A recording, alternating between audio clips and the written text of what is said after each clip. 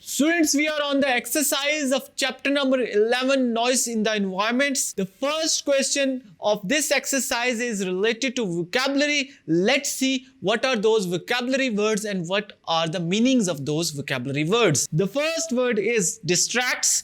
Distracts means to divert, deflect या किसी चीज को disturb करना. Then we have immense. Immense means something which is huge, large और enormous.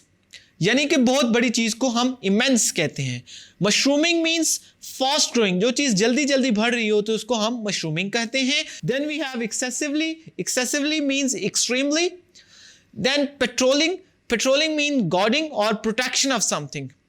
Then second last, insomnia. Insomnia is a disease of sleeplessness. ये एक psychological disease है जिसमें हमें नींद नहीं आती या नींद बिल्कुल नींद का ना होना जो है वो insomnia का शिकार होता है. Then we have irritant. Irritant means something annoying या anything जो आपको कुछ ऐसी चीज जो आपको annoy करती है, जो आपको गुस्सा दिलाती है, that is irritant. So students, I hope you understand these difficult words and their meanings. Let's move to next question of this exercise.